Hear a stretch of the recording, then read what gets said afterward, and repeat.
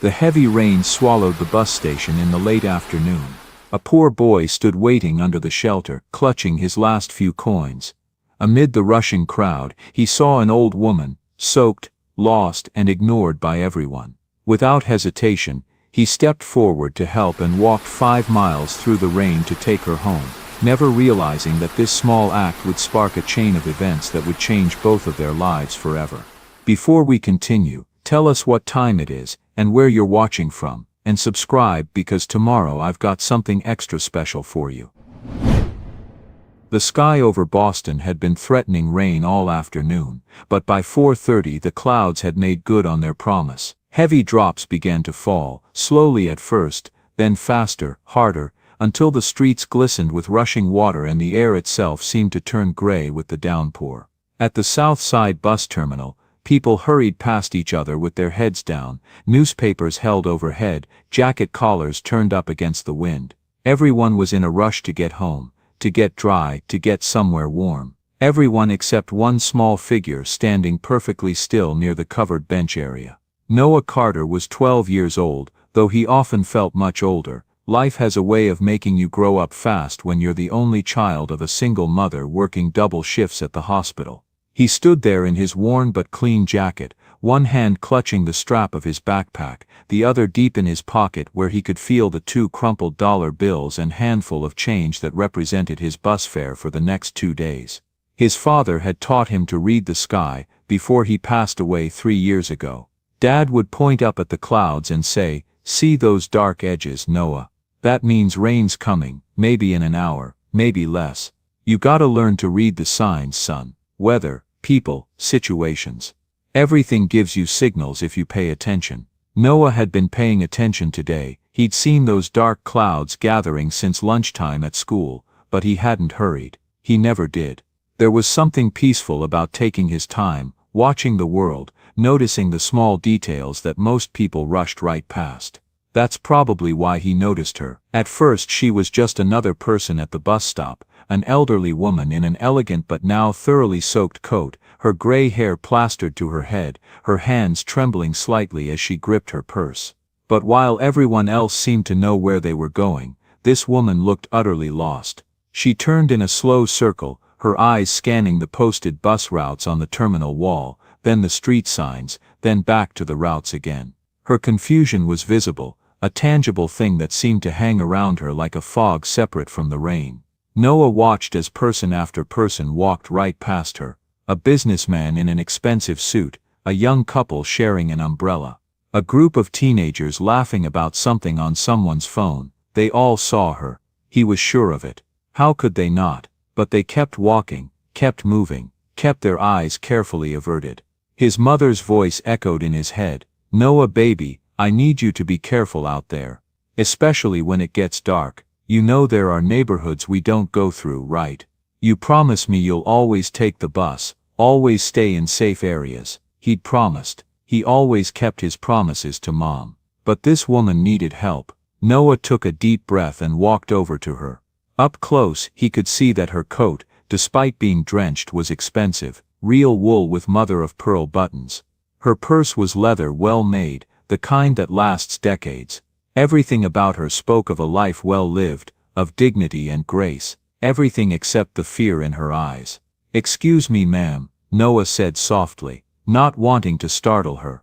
"Are you okay? Do you need help?" The woman turned to him, and for a moment, her face was blank, as if she was trying to remember who he was, or perhaps who she was. Then her eyes focused, and Noah saw something that made his chest tighten, relief mixed with shame. She started, then stopped. Her hand went to her forehead, as if trying to physically pull the words from her mind. I'm supposed to be somewhere. I live somewhere, but I can't." Her voice trailed off, and she looked at Noah with such profound confusion that he felt his own eyes start to sting. "It's okay," Noah said gently. "Do you have any ID, maybe something with your address?" The woman looked down at her purse as if seeing it for the first time. Her hands shook as she opened it. Inside was a jumble of items, a wallet, some tissues, a small pill bottle, a few receipts. Noah waited patiently as she pulled things out one by one, setting them on the bench beside her. Finally she found her wallet. Inside was a driver's license, though it had an expired sticker on it. Noah looked at the address, 1720 Beacon Hill Avenue. Beacon Hill, Noah knew that area. It was one of the wealthiest neighborhoods in Boston, with beautiful old Victorian houses and tree-lined streets. It was also about 5 miles away from where they stood, in a completely different direction from his own neighborhood. Mrs. Delacroix, Noah read from the license. Margaret Delacroix, is that you? Yes, the woman said, and relief flooded her face again. Yes, I'm Margaret Delacroix.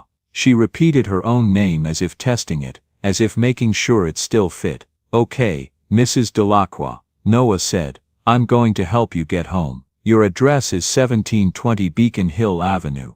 Do you remember that? Beacon Hill, Margaret repeated slowly. Yes, I think, there are trees, big trees outside, and steps, stone steps up to the door. That sounds right, Noah encouraged. We're going to take the bus there, it's going to be okay. He looked at the bus route map on the wall. To get to Beacon Hill, they'd need to take the number 47 bus, which would arrive in about 10 minutes. The fare was $3 per person. Noah's hand went back to his pocket, feeling the bills and coins there. $6 total. That was exactly what he had for the next 2 days. $3 today, $3 tomorrow. If he used it all now to get Mrs. Delacroix home safely, he'd have nothing left. He'd have to walk to school tomorrow, and the next day. That meant leaving home at 6 in the morning instead of 7:30. It meant walking through neighborhoods his mother had specifically told him to avoid. It meant getting to school exhausted, his feet probably blistered, his body worn out before classes even started. But looking at Miss Delacroix, standing there soaked and confused and afraid, Noah knew there was only one choice he could make. Come on, he said,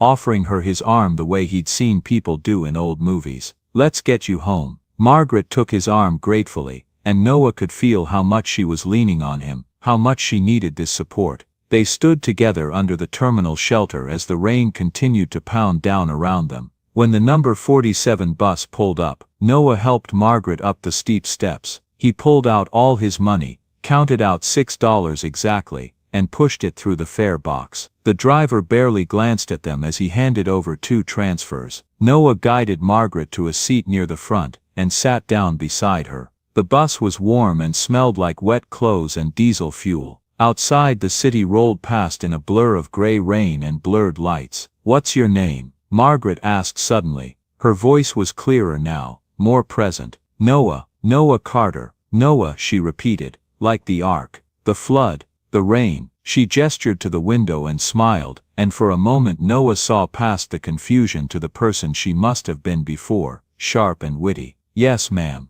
Noah said, smiling back. They rode in comfortable silence for a while. Noah watched the neighborhoods change outside the window. His own area gave way to downtown, then downtown gave way to nicer residential streets, then those gave way to Beacon Hill, where the houses got bigger and the trees got taller, and everything just looked more established, more permanent. This is our stop, Noah said after 45 minutes, recognizing the street name from his mental map. He helped Margaret down from the bus, and they stood on the sidewalk in the rain. It had lessened somewhat, no longer the deluge it had been, but still steady and cold. Margaret looked around, and Noah watched as recognition dawned on her face. I know here, she said, pointing down the street. I know these houses. Which one is yours? Noah asked. Margaret walked forward with more confidence now, and Noah stayed close beside her. They passed several grand houses, each more beautiful than the last. Finally, Margaret stopped in front of a stunning 3-story Victorian, painted a soft cream color with dark green shutters. Stone steps, just as she'd remembered, led up to a heavy wooden door with an ornate brass knocker.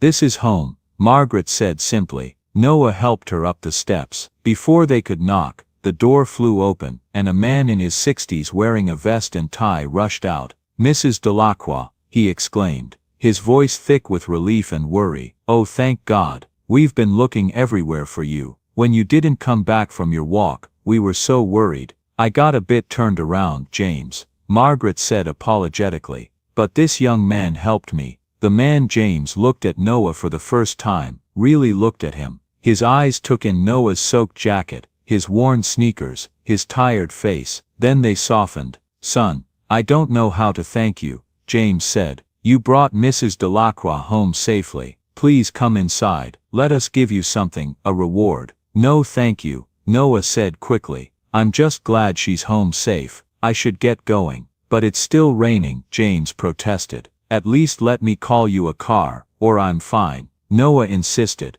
"Really, take care of Mrs. Delacroix." He turned to leave, but Margaret caught his hand. "Noah," she said, and her eyes were completely clear now, completely present. "Thank you, you have a good heart, don't ever lose that." "I won't," Noah promised. He walked down the stone steps and back out into the rain. Behind him, he heard the heavy door close, and then there was just the sound of water hitting pavement and the distant rumble of thunder. Noah looked around, getting his bearings. He was 5 miles from home. It was 5:15 now, and the sky was already getting dark thanks to the storm. He had no money left for the bus. He would have to walk. He set off, head down against the rain, retracing the bus route in reverse. His sneakers squelched with every step. Water dripped down his neck from his soaked hair. The backpack on his shoulders felt like it weighed 100 pounds. The first mile wasn't too bad. He was still in Beacon Hill, where the streets were well lit and people occasionally passed by, safely under umbrellas.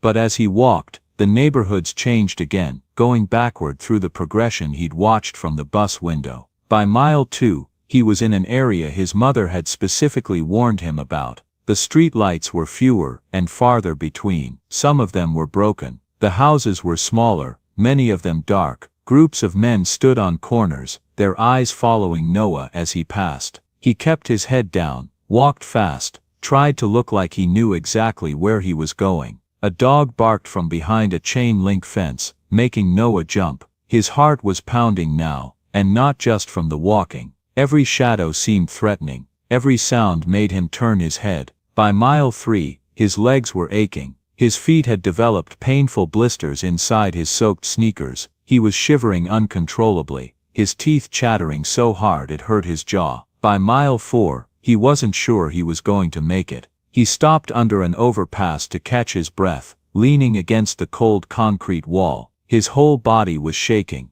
He felt dizzy and his chest hurt from breathing hard. But he couldn't stop for long. It wasn't safe here. Nowhere was safe here. He pushed off from the wall and kept walking. By the time he reached his own neighborhood, it was 8:45 at night, nearly 5 hours since he'd left the bus terminal. The rain had finally stopped, but Noah barely noticed. He could see his apartment building up ahead, the lights from their third-floor window like a beacon. He climbed the stairs slowly, each step an effort. His hand shook as he pulled out his key and unlocked the door. His mother was in the kitchen, still in her nurse's scrubs from the hospital. She turned when she heard the door, and her face went through a rapid series of expressions: relief, confusion, and then anger. "Noah Benjamin Carter," she said, her voice rising. "Do you have any idea? It's 8:45, you were supposed to be home by 6. "I'm sorry, Mom," Noah said. His voice came out hoarse and weak. "My phone died. Where have you been?" "I was about to call the police." Grace Carter crossed the room in 3 quick strides and grabbed Noah's shoulders. Then she felt how wet he was, how cold. Her anger immediately shifted to concern. "Noah, you're soaked through. What happened? Why didn't you take the bus?" And that's when the whole story came tumbling out. Noah told her about Mrs. Delacroix, about her confusion and fear, about using his bus money to get her home safely, about the long walk back through the rain and the dangerous neighborhoods. As he spoke, Grace's face changed again. The anger melted away completely, replaced by something Noah couldn't quite read. Pride, sadness, both? When he finished, Grace pulled him into a tight hug, not caring that he was getting her scrubs all wet. "Oh baby," she whispered, "what you did was beautiful and brave and kind. But Noah, you could have been hurt. Those neighborhoods." "I know, Mom," Noah interrupted. "I know it was dangerous, but I couldn't just leave her there. Nobody else was helping." Grace pulled back and looked at her son's face, really looked at it. When had he gotten so mature? When had her baby boy become someone who would sacrifice his own safety and comfort for a stranger? "You're right," she said finally. "You did the right thing. I'm proud of you, Noah, so proud. But now we need to get you into dry clothes and warmed up. You're shivering. She helped him out of his wet jacket and shoes. His feet were red and raw with blisters. His skin was pale and cold to the touch. Grace ran him a hot bath and made him sit in it until the shivering stopped, then wrapped him in warm pajamas and made him drink hot tea with honey. But by then, the damage was done. Noah woke up the next morning feeling like he'd been hit by a truck. Every muscle in his body ached. His throat was sore. His head felt fuzzy and hot. "Mom," he called out, his voice barely above a whisper. Grace came into his room immediately. One look at his flushed face told her everything she needed to know. She pressed her hand to his forehead and winced. "You're burning up, baby," she said. She went to get the thermometer and came back. When she checked it, her mouth pressed into a thin line. 101 degrees. "You're staying home from school today." "But Mom," Noah started to protest. "No buts. You walked 5 miles in the freezing rain yesterday. Your body needs to rest." Grace looked at the clock. It was 6:30 in the morning. Her shift at St. Mary's Hospital started at 7. She was supposed to be getting ready to leave right now, but there was no way she could leave Noah alone like this. She picked up her phone and called the hospital, asking for Linda Moore, her nursing supervisor. "Linda, I'm so sorry, but I can't come in for my shift today," Grace explained, keeping her voice calm, even though her stomach was twisting with anxiety. "Noah is really sick. His fever is 101, and he can't go to school. I need to stay with him." There was a long pause on the other end of the line. Then Linda's voice came back, cold and professional. "Grace, you've already used your sick days for the year, and your personal days. You called out twice last month." "I know," Grace said, glancing toward Noah's room. "But Linda, he's 12 years old. I can't leave him alone like this. He needs me." "Grace, we all have responsibilities. If you can't fulfill your commitments to this hospital, then maybe you need to reconsider whether this position is right for you." The threat was clear. Grace felt tears prick at her eyes, but she blinked them back. "I understand," she said quietly. "But I still can't come in today. My son needs me." "Then I'll mark it as an unexcused absence," Linda said. "You know what that means for your record." "Yes," Grace said. "I know." She hung up the phone and sat down at the kitchen table, putting her head in her hands. She couldn't afford to lose this job. She was a single mother with no savings, no family to fall back on. The hospital job was everything: their rent money, their food money, their health insurance. Without it, they would have nothing. But looking toward Noah's room, where she could hear him coughing weakly, she knew she'd made the right choice. He came first. He would always come first. Grace spent that Wednesday taking care of Noah. She made him drink water and take medicine. She used cool cloths on his forehead to try to bring the fever down. She checked his temperature every hour, watching with growing concern as it climbed higher and higher. By noon it was 102 degrees. By 3 in the afternoon, 103 degrees. Grace's nurse training kicked in. Fever climbing this high this fast. Wet cough developing. Chest pain when he breathed. Chills despite the fever. This was more than just a cold. This was potentially pneumonia. She sat beside his bed as the afternoon faded into evening, monitoring his breathing, watching his color, trying to decide what to do. They had no money for an emergency room visit. She'd just been threatened with losing her job. But Noah was getting worse, not better. By 8 o'clock that evening, Grace knew she had to call the hospital again, not to go to work, but to ask for advice, to see if there was any way they could help Noah without it costing thousands of dollars they didn't have. She called Linda Moore's direct line again. "Linda, it's Grace again. I'm so sorry to bother you, but Noah is much worse. His fever is 103 and climbing. He's coughing up mucus. I think he might have pneumonia. Is there any way?" "Grace," Linda interrupted, her voice even harder than it had been that morning. "I'm going to stop you right there. You called out today, leaving us short-staffed and scrambling to cover your patients. That's the third unexcused absence in 2 months. I've spoken with HR, and we've made a decision. We're terminating your employment, effective immediately." The words hung in the air like a physical blow. You're firing me," Grace whispered. "We're ending your employment due to repeated violations of our attendance policy.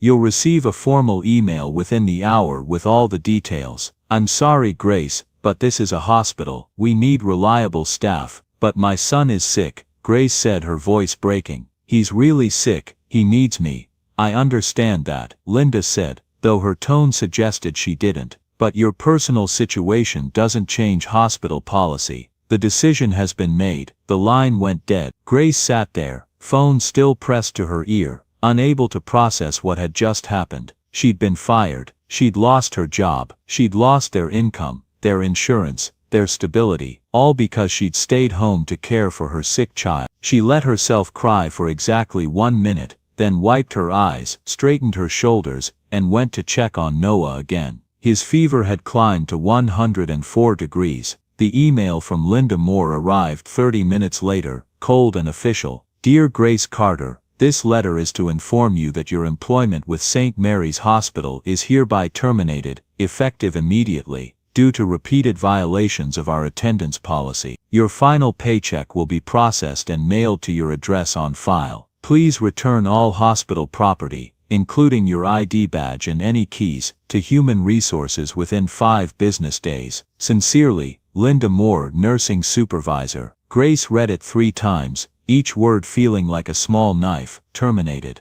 Immediately. Attendance policy. As if staying home with a seriously ill child was some kind of moral failure. She saved the email and closed her laptop. Then she went to check on Noah again. He was worse, much worse. His breathing was labored, his chest rising and falling rapidly. When she lifted his shirt to listen to his lungs with the stethoscope she kept in her medical bag, she heard the distinctive crackle of fluid. Pneumonia, definitely. He needed antibiotics, probably intravenous ones. He needed proper medical care. Grace sat beside Noah's bed all night Wednesday, dozing in the chair, waking every time his breathing changed, checking his temperature every hour. The fever wouldn't break. If anything, it was getting worse. By Thursday morning, when the pale gray light started filtering through the curtains, Grace knew they were out of options. Noah's fever was now 104.2 degrees. His lips had a slight blue tinge. His skin was gray and clammy. He was barely conscious, drifting in and out of a feverish haze where he saw his father standing at the foot of his bed, pointing at the clouds, and talking about reading the signs. Dad, Noah mumbled, his eyes unfocused. Dad,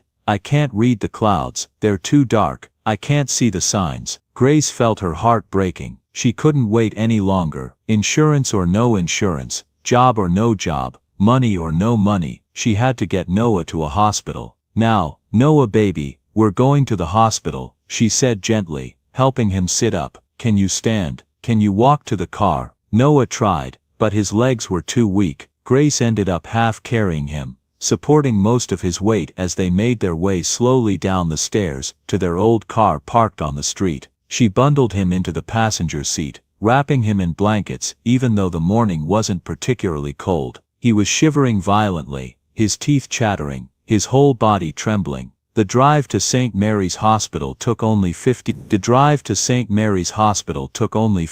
minutes. Grace knew it well. She'd made this drive 5 days a week for the past 5 years. She knew the ER doctors there. She knew the nurses, and she knew Sophia Ramirez, one of her closest friends, would be working the morning shift. As she pulled into the hospital parking lot, Grace made a decision. She couldn't afford pride right now. She would call Sophia and beg for help if she had to. Her son's life was more than her dignity. She parked as close to the emergency entrance as possible and pulled out her phone, dialing Sophia's number. Grace? Sophia answered on the second ring, sounding surprised. I heard what happened. I'm so sorry. Linda had no right. Sophia, Grace interrupted, her voice shaking. I need your help. It's Noah. He's really sick. I think it's pneumonia. His fever is 104. I just got fired, so we have no insurance, and I don't know what to do. Please, please help me. There was no hesitation in Sophia's response. Bring him to the ER right now. I'm working triage today. I'll meet you at the doors. We'll figure something out.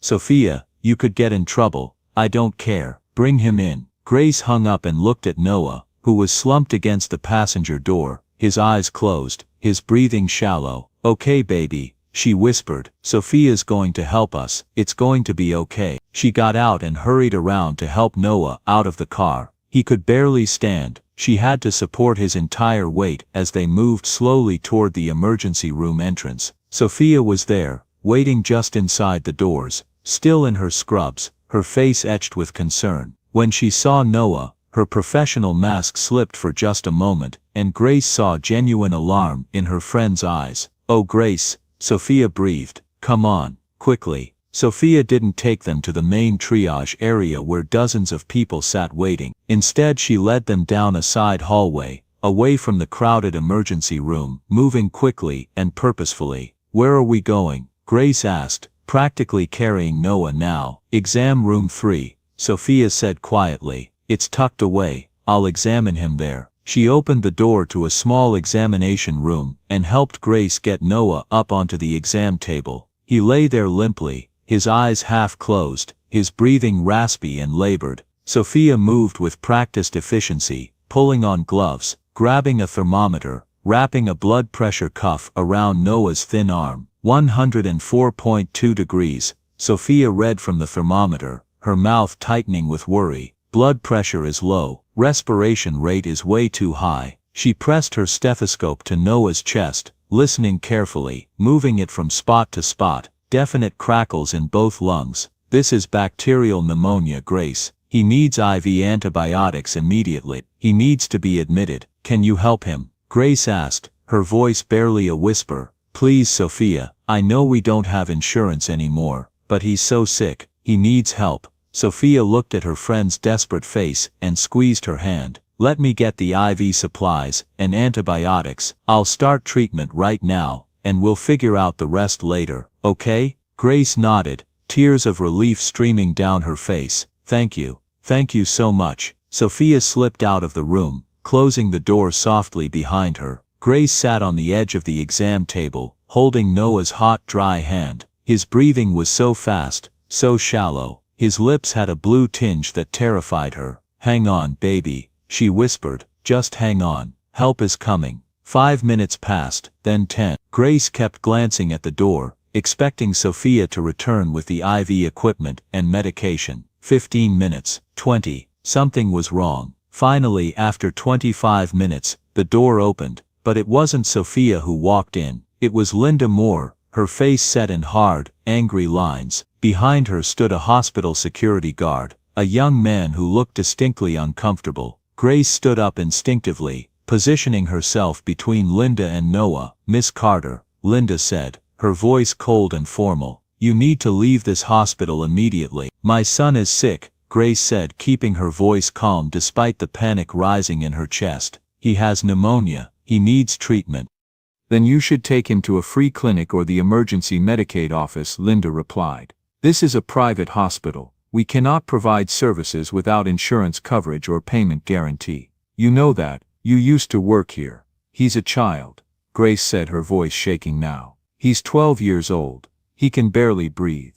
Please just look at him. He needs help."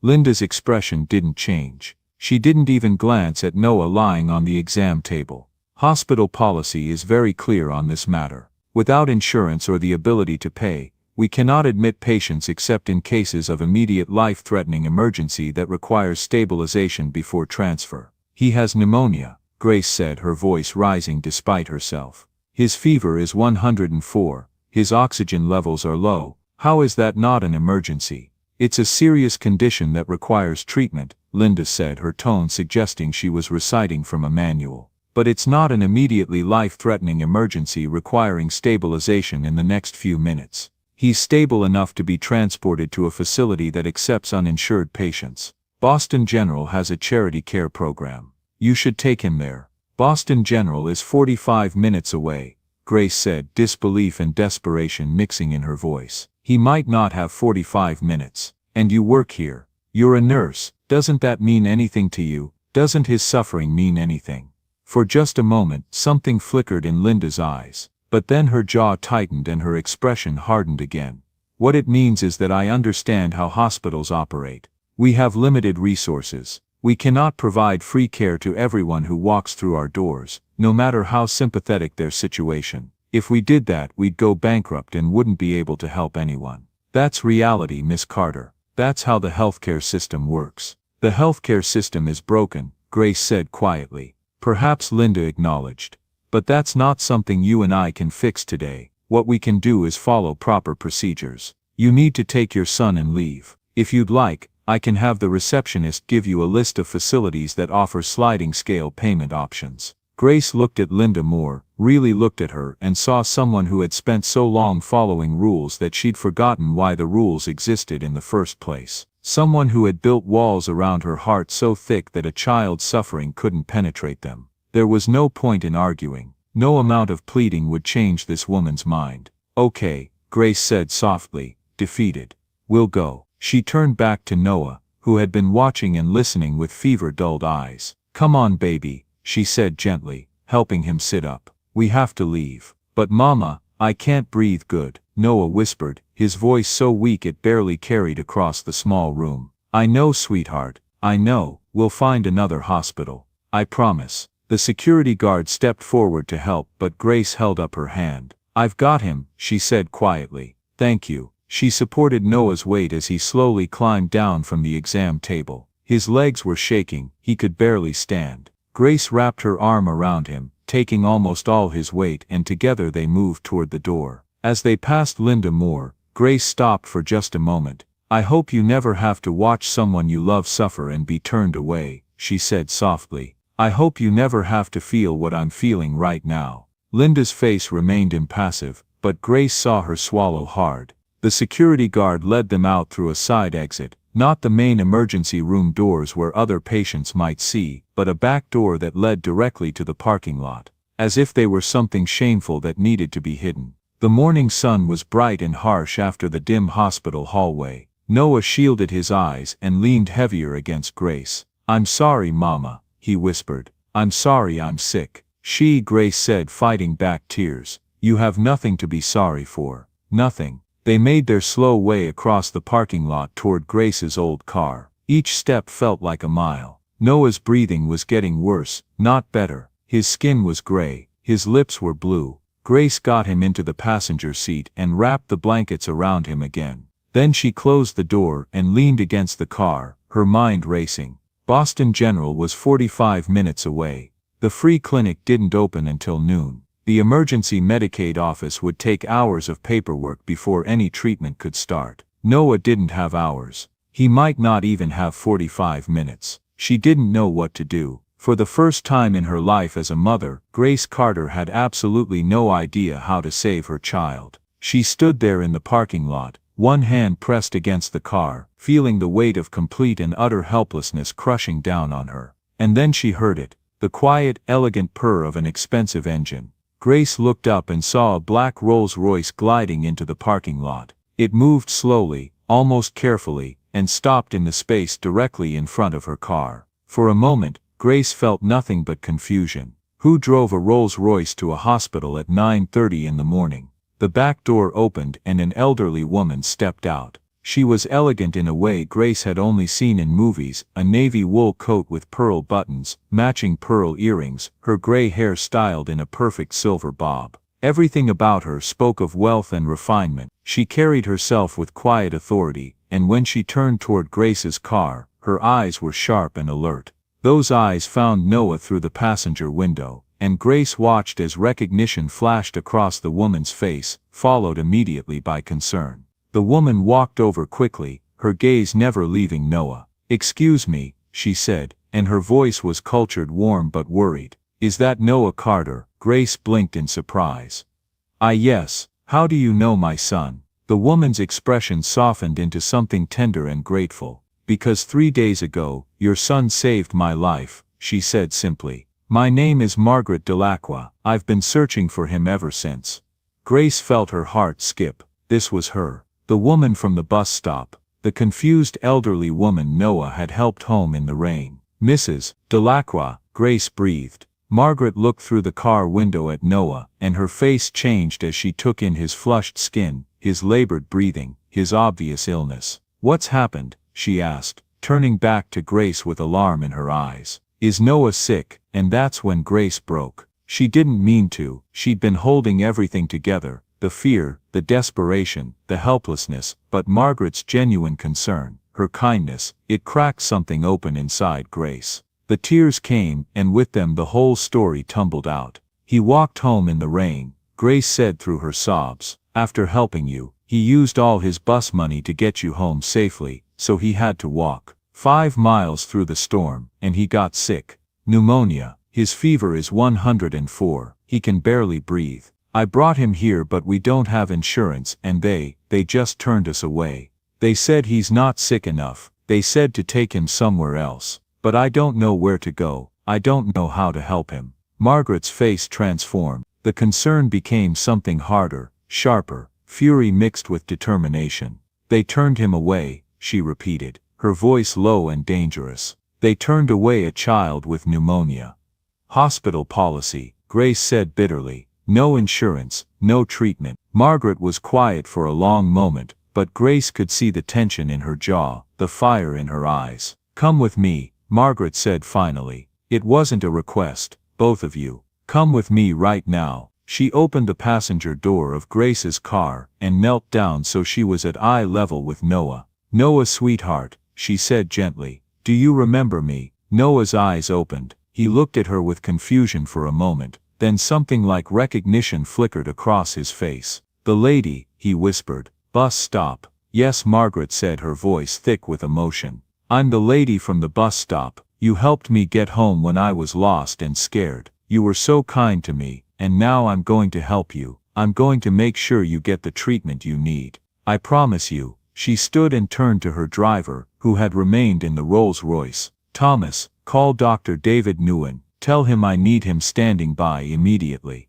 Tell him I'm bringing in a critical pediatric patient, and I want him personally overseeing the care. Tell him I'll be there in 2 minutes. Right away, Mrs. Delacroix, Thomas said, already pulling out his phone. Margaret looked at Grace. Follow my car. We're going back inside. But they said, Grace started. I don't care what they said. Margaret interrupted, her voice firm. Your son needs help, and he's going to get it. Now, follow me. The Rolls-Royce pulled forward, leading the way back toward the hospital entrance. Grace got into her car, her hands shaking, not understanding what was happening, but feeling something like hope for the first time since they'd been forced to leave. Margaret didn't go to the emergency room. She went straight through the main entrance, across the polished lobby, directly to the reception desk. Grace hurried after her, supporting Noah's weight, watching in amazement as Margaret approached the receptionist with the bearing of someone who owned the place. I need Linda Moore here immediately, Margaret said, her voice carrying authority that made several people in the lobby turn to look.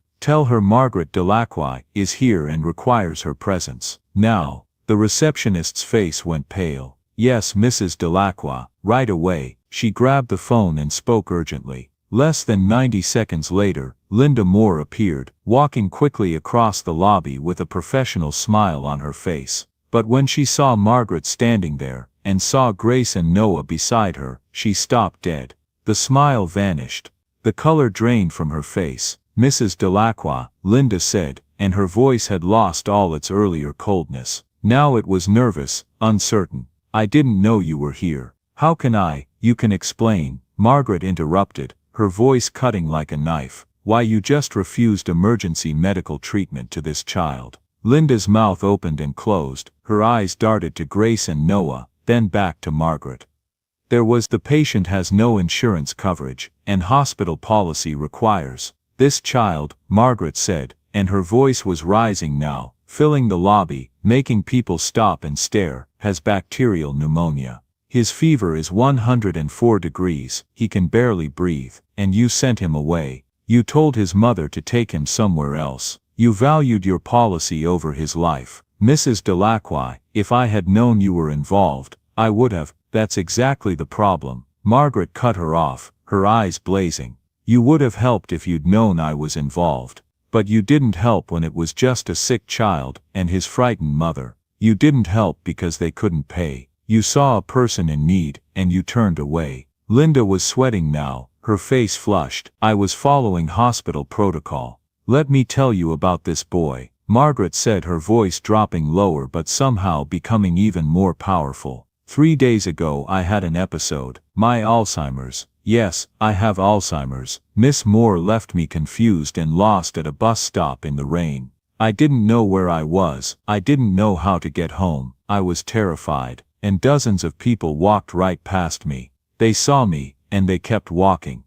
She paused, her hand moving to rest gently on Noah's shoulder, but this 12-year-old boy stopped. "He helped me. He used his last dollar, money he needed for bus fare to get to school, to make sure I got home safely." Margaret's voice was shaking with emotion now, but her words were clear and strong. "And you turned him away. You saw this kind, brave, compassionate child suffering, and you sent him away because of policy, because of insurance, because of money." Linda looked like she wanted to disappear. People in the lobby were watching openly now, some with phones out, recording. "I didn't know the full situation," Linda tried. "You didn't ask," Margaret said simply. "You didn't care to ask. You saw an uninsured patient, and made your judgment.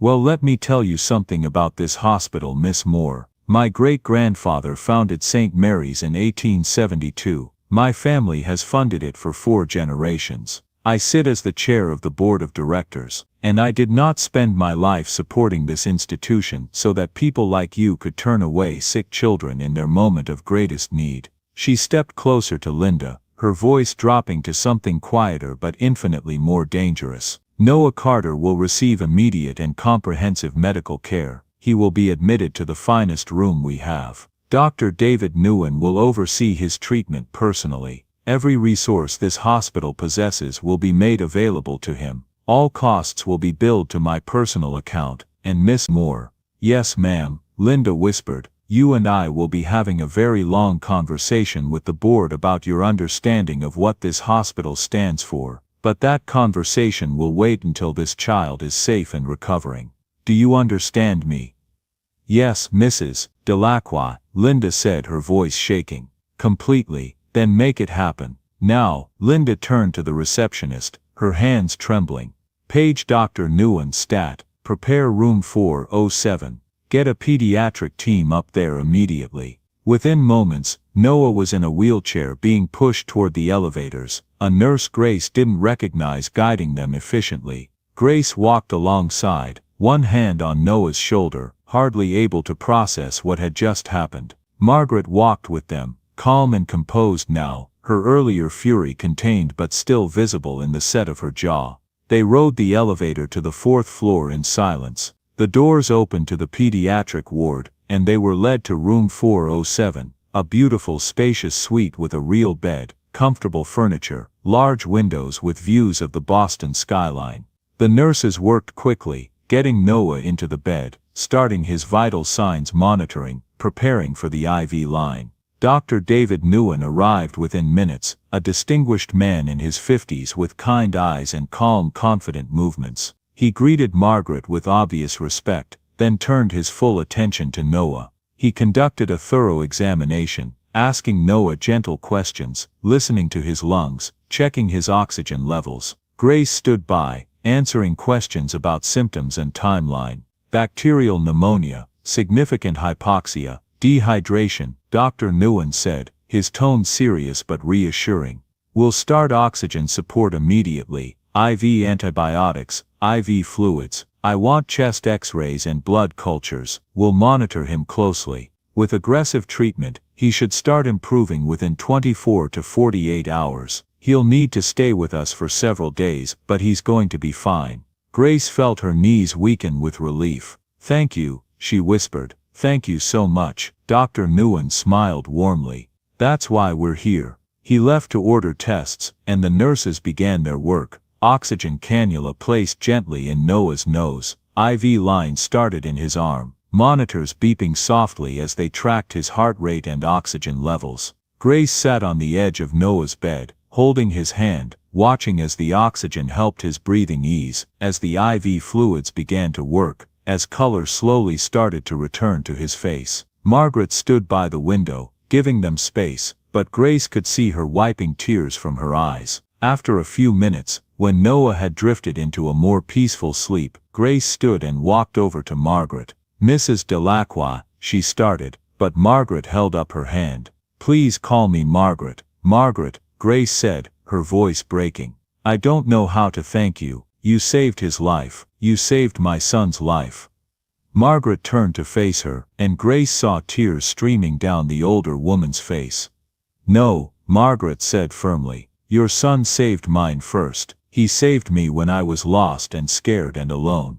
He showed me kindness when no one else would, and if I can help him now, if I can make sure he gets the care he needs, then I'm not saving him. I'm just trying to balance the scales a little, to give back what he gave me." She reached out and took Grace's hands in hers. What happened downstairs, what they tried to do to Noah, that should never happen. Not to him, not to anyone. A child should never be turned away from medical care, ever. No one should. And I'm going to make sure it doesn't happen again at this hospital. Grace squeezed Margaret's hands, overwhelmed with gratitude and emotion. "Thank you," she said again. "Thank you for seeing him, for caring, for being here." Margaret smiled through her tears. "Thank you for raising such a remarkable young man. He's special, Grace, truly special, and I'm honored to know him." They stood there together, two women from completely different worlds, connected now by a 12-year-old boy who had simply chosen to be kind when kindness was needed. And in the bed behind them, Noah slept peacefully for the first time in days, finally getting the care he so desperately needed, finally safe and healing. The circle of kindness, broken for a moment by cruelty and indifference, had been restored by one woman's determination to honor a child's compassion. The ripples continued to spread. 3 days later, Noah was released from the hospital. His pneumonia had responded well to the antibiotics, his fever had broken, and Dr. Nguyen declared him ready to go home with oral medication to complete his recovery. Margaret visited every day during his stay, bringing books and games and just sitting with him and Grace, talking about everything and nothing. She told them about her late husband, who had passed away 10 years ago, about her career as a teacher before she retired, about her diagnosis and how frightening it was to feel her mind slipping away sometimes. "I never had children," she told them on that last day, sitting on the couch in Noah's room while he packed up his things. "My husband and I tried, but it never happened. I've wondered sometimes what it would have been like, having a child, someone to care for, to love, to leave my legacy to." She looked at Noah with such affection that Grace felt her throat tighten. "But maybe," Margaret continued, "maybe family isn't just about blood. Maybe it's about the connections we make, the people who show us kindness when we need it most." Noah looked up from the bag he was packing. "My dad used to say that family is the people who show up for you when everything's falling apart." Margaret smiled, tears glistening in her eyes. "Your father sounds like he was a wise man." "He was," Noah said simply. On their way out of the hospital, they passed through the main floor and encountered Sofia Ramirez. She stopped when she saw them, her face breaking into a huge smile. "Noah, you look so much better." She gave him a careful hug, mindful of his still healing lungs. "Thanks to you," Grace said. "Sofia, if you hadn't tried to help us, anyone would have done the same." Sofia protested. "No," Margaret said, stepping forward, "not everyone would have. Not everyone did. You risked your job to help a friend and her sick child. That takes courage and compassion."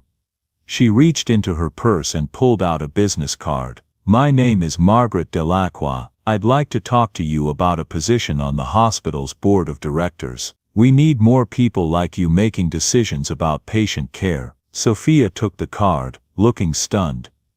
"I thank you, I'd be honored." As they walked to the car, Margaret carrying Noah's bag despite Grace's protests, Noah suddenly stopped. "Mrs. Delacroix," he said. "Yes, dear, what happened to Miss Moore?" "The supervisor who threw us out." Margaret's expression became serious. "Linda Moore is no longer employed by St. Mary's Hospital. Her actions demonstrated a fundamental lack of compassion and judgment that is incompatible with healthcare leadership. She's been replaced by someone who better understands that our mission is to help people, not to exclude them.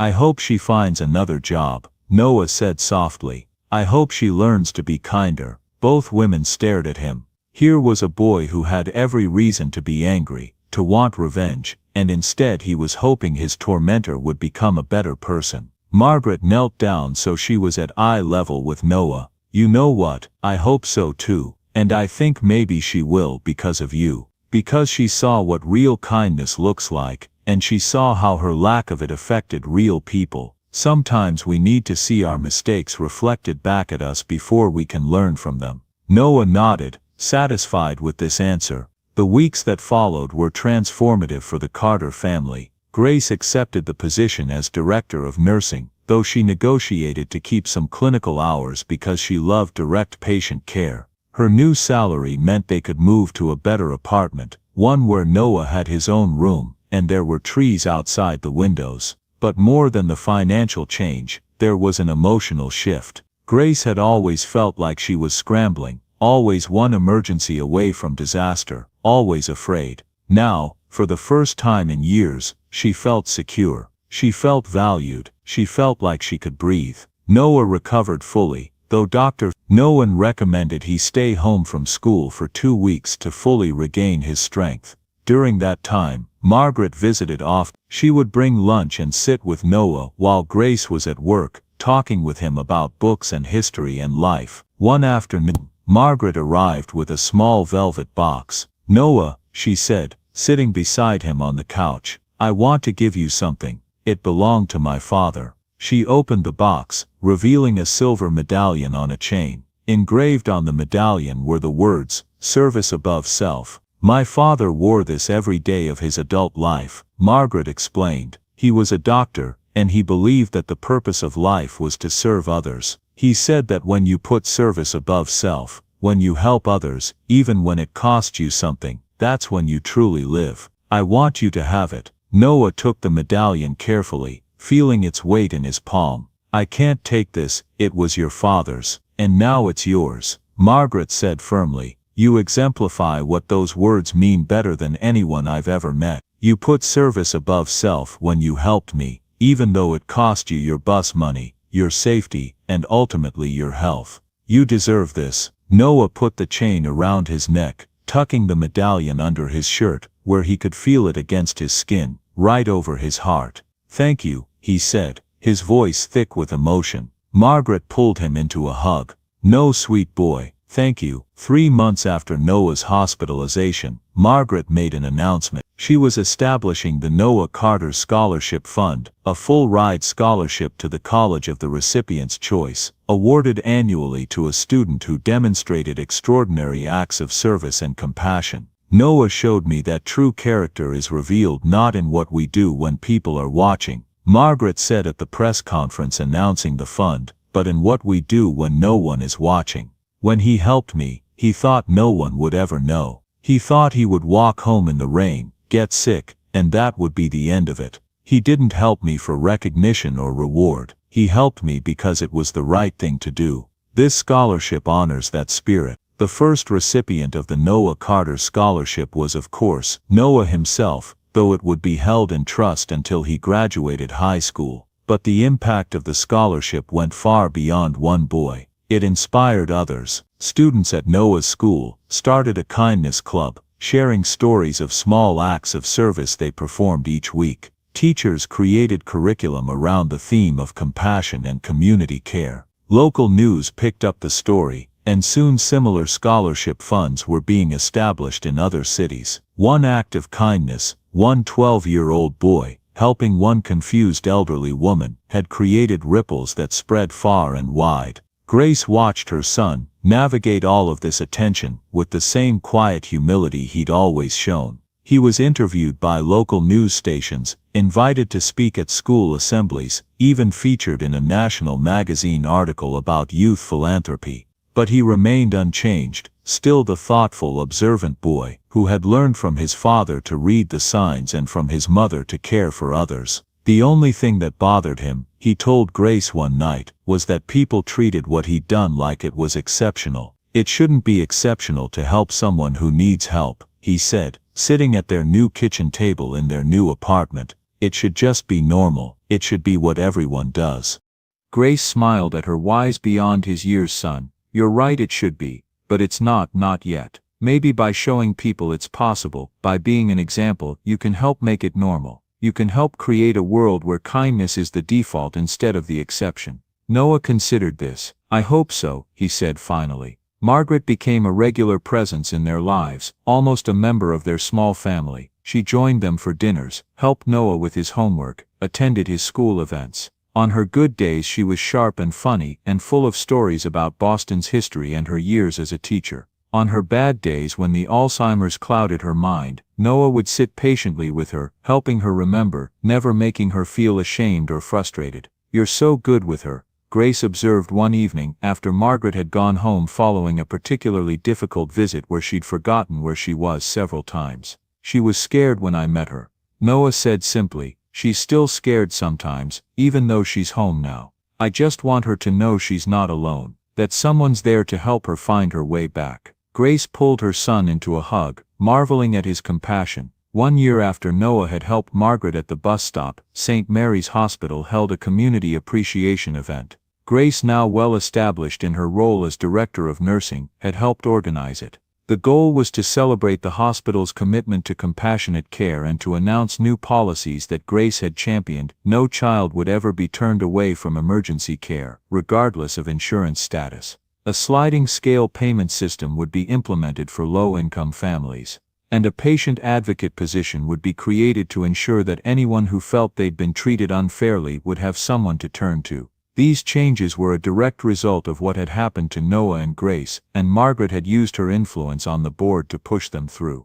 At the event, Noah was asked to speak. He stood at the podium, now 13 years old and a bit taller, still thin but healthy, the silver medallion visible at his throat. "A year ago," he began, his voice steady despite the large crowd, "I met a woman at a bus stop. She was scared and confused and lost, and nobody was helping her. I didn't know who she was. I didn't know if helping her would cost me anything. I just knew she needed help, and I could give it." He paused, looking out at the audience, finding his mother's face in the crowd, then Margaret's. "What I didn't know was that helping her would change my whole life. That it would lead to me getting sick, my mom losing her job, and us facing the hardest few days we'd ever experienced. If someone had told me all that would happen, would I still have helped? I like to think I would have. Because the thing is, kindness isn't about what it costs you, it's about what it costs the other person if you don't help." There was a ripple of emotion through the crowd, and Noah saw several people wiping their eyes.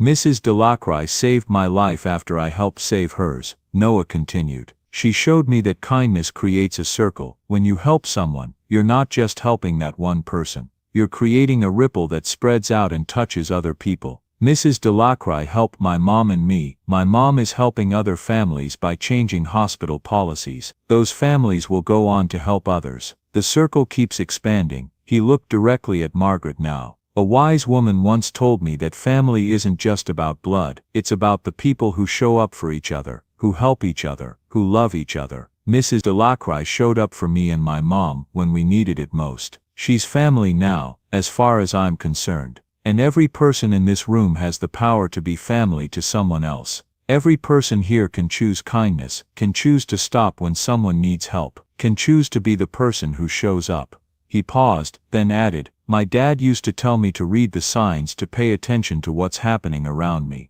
I think one of the most important signs we can learn to read is when someone needs help. And once we see that sign, we have a choice: keep walking, or stop and help. I hope we all choose to stop. I hope we all choose kindness, because that's how we change the world, one bus stop at a time, one person at a time, one act of kindness at a time." The applause when he finished was thunderous. People stood, some were openly crying. Noah stepped away from the podium and was immediately enveloped in hugs from his mother and Margaret. "That was beautiful, baby," Grace whispered, holding him tight. "Your father would be so proud," Margaret added, her own voice thick with emotion. After the event, as they were leaving, a young woman approached them. She looked to be in her early 20s, dressed in business casual clothes, her hair pulled back in a neat ponytail. "Excuse me," she said to Noah. "My name is Ashley. I just wanted to tell you that your speech really affected me. I'm a nursing student, and I got into healthcare because I wanted to help people. But lately, I've been so stressed about grades and exams and student loans that I'd kind of forgotten why I started.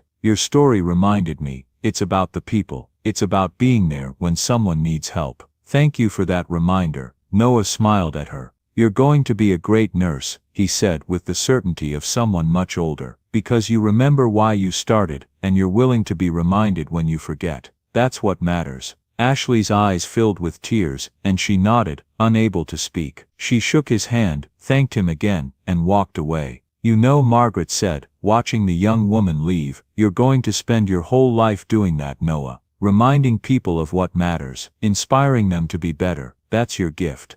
I just tell the truth, Noah said. People do the rest themselves. 2 years after the bus stop incident, when Noah was 15 years old, St. Mary's Hospital held its annual Healthcare Innovation Conference. Grace had been promoted to Chief Nursing Officer, making her one of the highest-ranking staff members at the hospital. Margaret, though her Alzheimer's had progressed somewhat, still served on the board of directors and attended most meetings with her housekeeper James by her side to help her when she got confused. Noah had been asked to give the keynote speech at the conference. He'd grown even taller, his voice had deepened, but his eyes still held that same thoughtful, observant quality that had always defined him. He stood at the podium in the main conference hall, looking out at hundreds of healthcare professionals, administrators, and board members from hospitals across the country. When I was 12 years old, he began, I made a decision that changed my life. I decided to help a stranger. It was a simple decision, really, an obvious one, at least to me. But the consequences of that decision taught me something important about kindness, about healthcare, and about being human.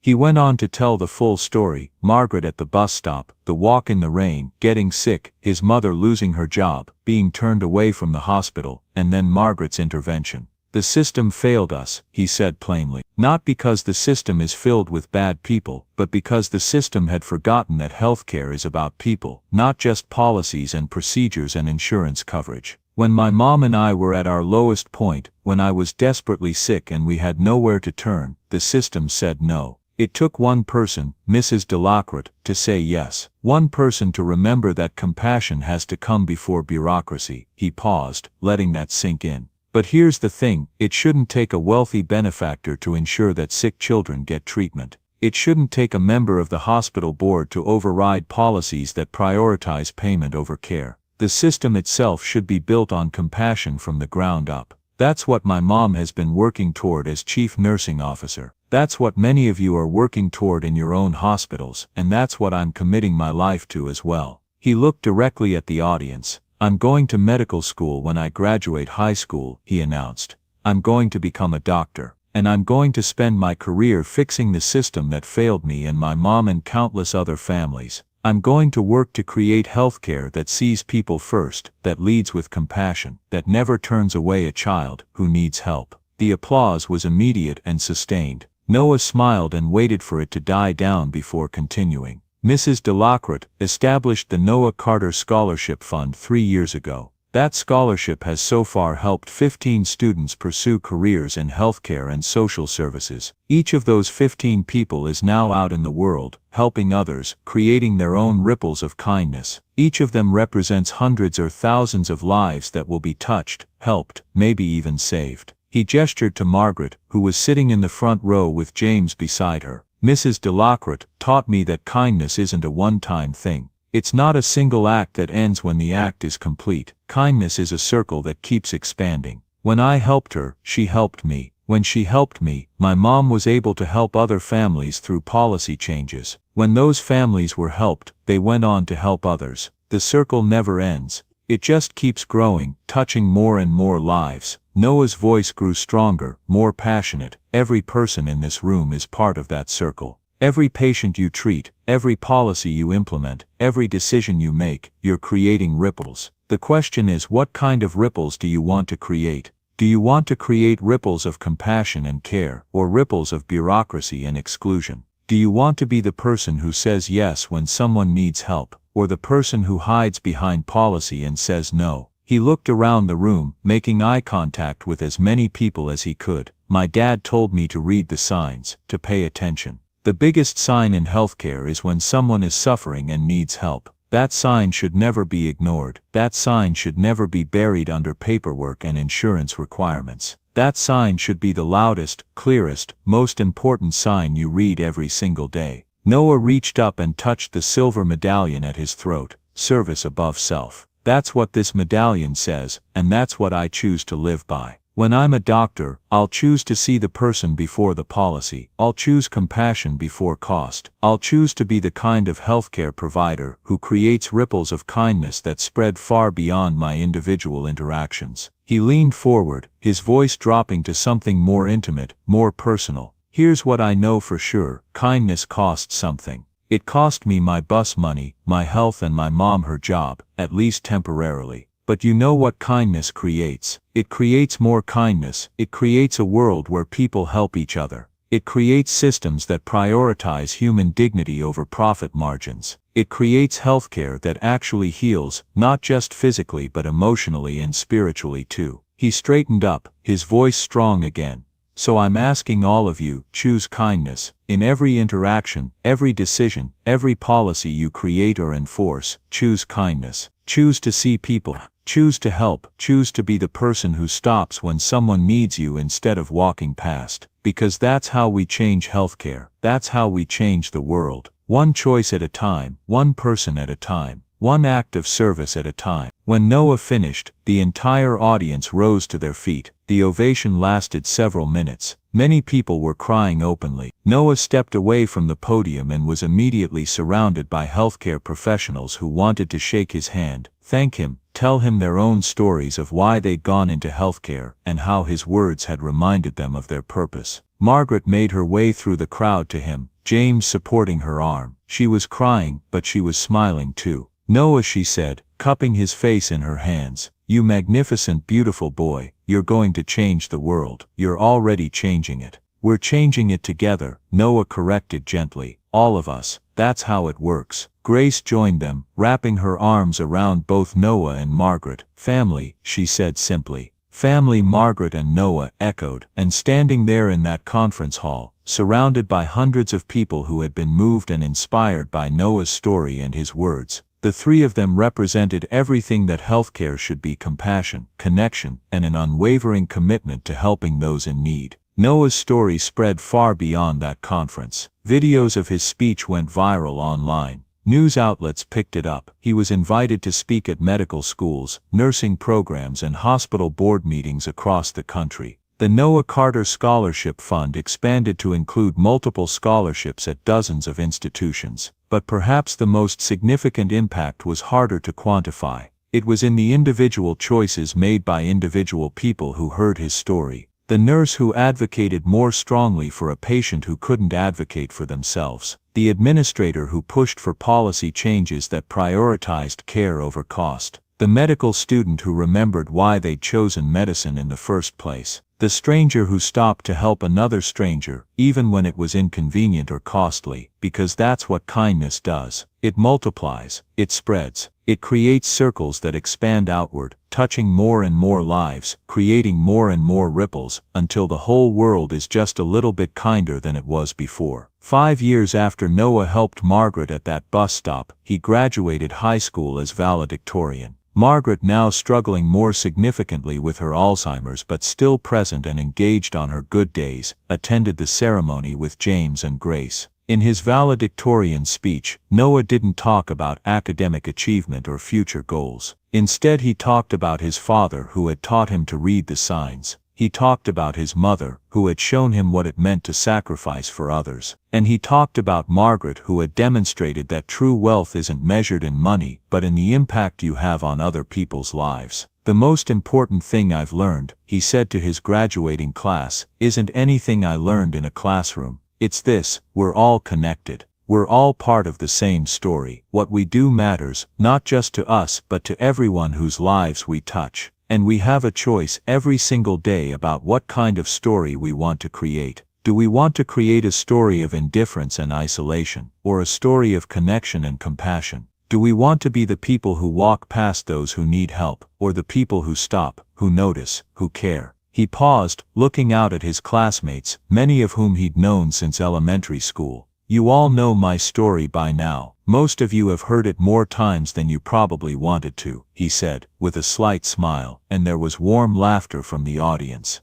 "But here's the thing, it's not just my story anymore, it's our story. Because every single one of you has the power to create the same kind of ripple I accidentally created when I was 12. You don't need to wait for some dramatic moment or some grand gesture. Kindness happens in the small moments, the everyday choices, the simple decision to see someone who needs help, and to be the person who helps them. He looked directly at the faculty section, where several of his teachers sat, many of them with tears in their eyes. Our teachers taught us math and science and literature, but the most valuable lesson wasn't in any textbook. It was in how they treated us, how they saw us, how they cared about us as people, not just students. That's the lesson I'm taking forward. That's the education that really matters. Then he turned his attention back to his fellow graduates. We're heading out into the world now. Some of us to college, some to the workforce, some to the military, some to other paths. But wherever we go, whatever we do, we carry with us the power to create change. Not through grand gestures or big public acts, though those have their place, but through the daily consistent choice to show up for each other, to be kind, to help, to care, to see the people around us and recognize that their needs matter just as much as our own. Noah touched the medallion at his throat, the one Margaret had given him years ago. Service above self. That's been my motto since I was 12. I hope it can be yours too. I hope that when you see someone who needs help, you'll stop. I hope that when you have a choice between convenience and compassion, you'll choose compassion. I hope that you'll create your own ripples of kindness that spread out and touch lives you'll never even know about. He smiled, a genuine warm smile that lit up his whole face. Thank you for being part of my story. Now let's go write our next chapters. Let's make them good ones. Let's make them kind ones. Let's make them stories that matter. The applause that followed was the loudest of the entire ceremony. Students stood, threw their caps, cheered and cried. And watching from the audience, Grace and Margaret held hands and cried too, proud beyond words of the young man Noah had become. After the ceremony, during the reception, Noah was surrounded by classmates, teachers and family friends, but he kept glancing over at Margaret, who was sitting in a chair with James, looking tired but happy. Finally Noah excused himself and went to sit beside her. "How are you feeling?" he asked gently. "Good," Margaret said. She looked at him, and her eyes were clear, fully present. "I'm so proud of you, Noah, so very proud."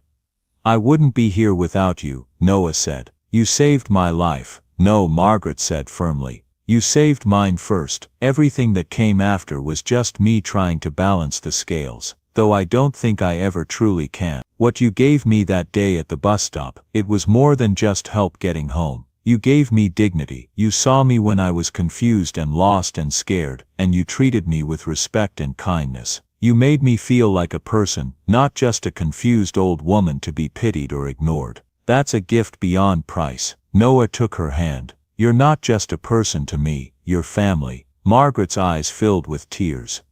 "Family," she repeated. "Yes, family." Grace joined them, sitting on Margaret's other side. "Group photo," she suggested, holding up her phone. The three of them squeezed together, James kindly taking the phone to snap several pictures. In the photos they're all smiling, Noah in his graduation gown, Grace in her best dress, Margaret in an elegant lavender suit. They look happy, they look like family, because they are. That summer, before Noah left for college on his full scholarship, he spent most of his time with Margaret. Her Alzheimer's had progressed to the point where she needed full-time care. She'd moved in with Grace and Noah, unable to live alone anymore, and James came daily to help care for her. On her bad days, Margaret didn't always remember who Noah was. She would look at him with confusion, sometimes fear, but Noah would sit with her patiently, telling her stories about her own life, about the school where she'd taught, about her late husband, about the day they'd met at the bus stop.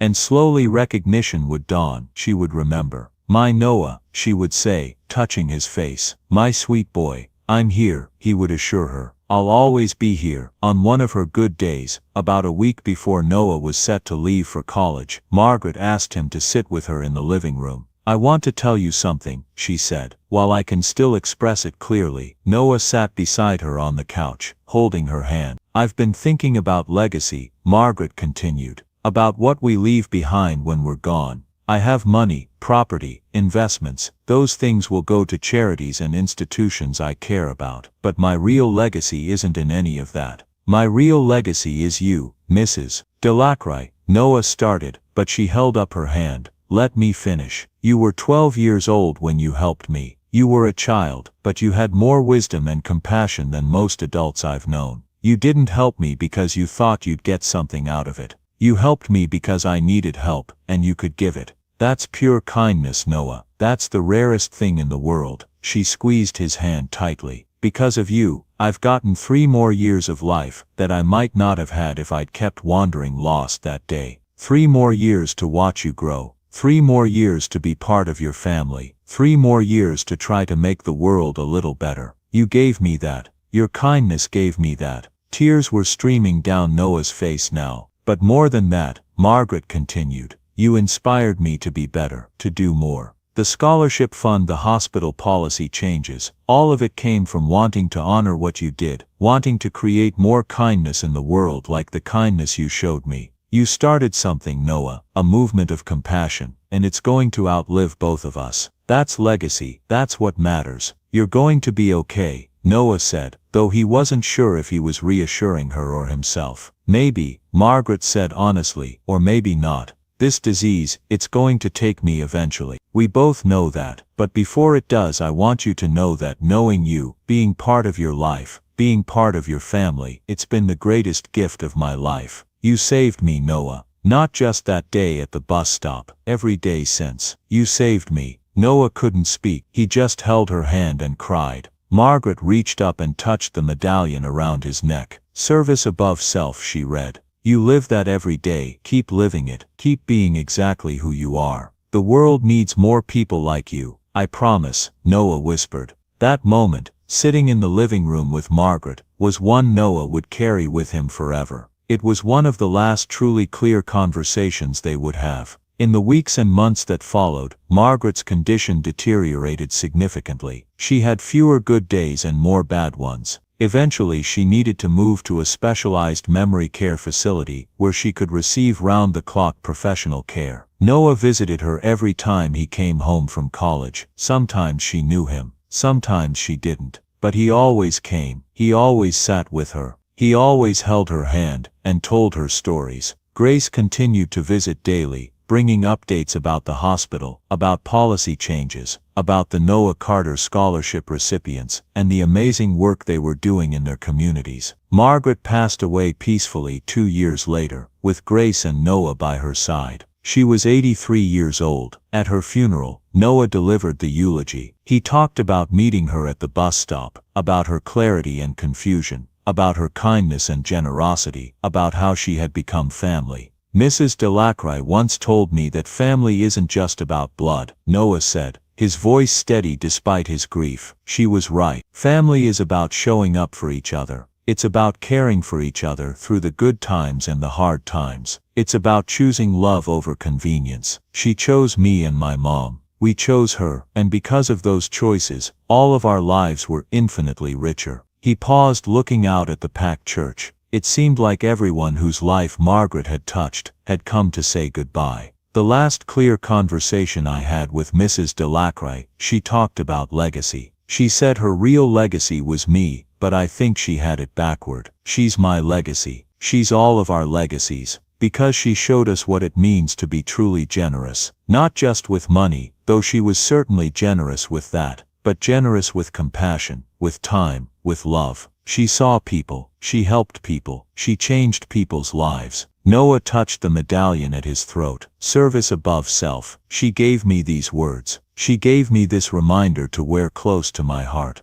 But more than that, she showed me what those words look like in action. She served others above herself. She used her privilege and her resources to make the world more just, more kind, more compassionate. And in doing so she created ripples that will continue long after she's gone. He looked at the casket, covered in white lilies. Thank you, Margaret. Thank you for stopping at that bus stop. Thank you for looking for me afterward. Thank you for saving my mom, and me. Thank you for being our family. Thank you for teaching me that kindness is never wasted, that compassion always matters, that service to others is the highest calling. I promise to carry forward everything you taught me. I promise to create my own ripples of kindness. I promise to be worthy of the love you gave me. There wasn't a dry eye in the church. After the funeral, People came up to Noah and Grace, sharing their own stories of how Margaret had helped them. A former student who had become a teacher because of Margaret's encouragement. A hospital employee whose medical bills Margaret had quietly paid when they fell ill. A young mother whose children Margaret had sponsored through college. On and on, story after story, each one a testament to a life lived in service to others. She touched so many lives, Grace said as they drove home later that evening. She did, Noah agreed. And now it's our responsibility to keep touching lives in her memory, to keep the circle going. True to his word, Noah dedicated himself to becoming the kind of doctor Margaret would have been proud of. He excelled in medical school, not just academically but in his clinical work. Professors noted his unusual compassion, his ability to truly see and hear patients, his commitment to treating the whole person rather than just symptoms. When he completed his residency, instead of joining a prestigious practice or pursuing a lucrative specialty, Noah opened a community health clinic in one of Boston's poorest neighborhoods. It was called the Margaret Delacroix Community Health Center, and its mission was simple: provide comprehensive, compassionate health care to everyone, regardless of ability to pay. Grace had retired from her position as chief nursing officer, and she came out of retirement to work with Noah at the clinic. Together, mother and son built something beautiful, a place where people were seen, heard, and cared for, where no one was ever turned away, where kindness was the foundation of every interaction.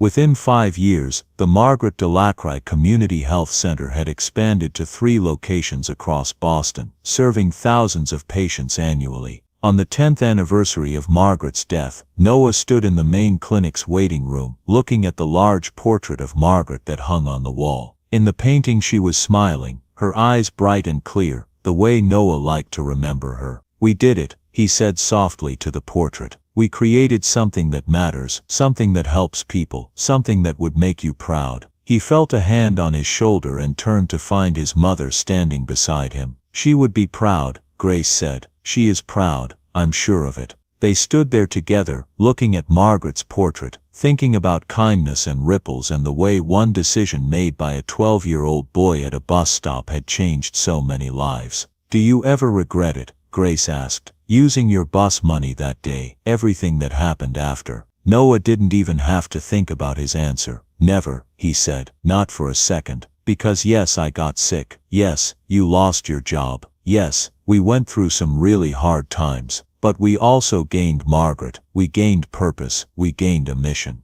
And now we're helping hundreds of families avoid what we went through. We're creating a healthcare system that puts people first. How could I regret that?" Grace smiled through tears. "You know what your father would say if he could see you now." "What?" "He'd say you learned to read the signs better than he ever could. He'd say you're making the world better, one person at a time. He'd say he's proud of you, just like I'm proud of you." Noah hugged his mother tightly. "I learned from the best," he said. "From Dad, from you, from Margaret. All of you taught me what really matters." They stood there in the clinic, surrounded by families waiting to be seen, by staff members dedicated to serving them, by walls covered with photos of smiling patients, and thank you cards and children's drawings. This place, this community, this mission, it was all built on a foundation of kindness. One act of kindness, multiplied and expanded until it became something that would outlast all of them.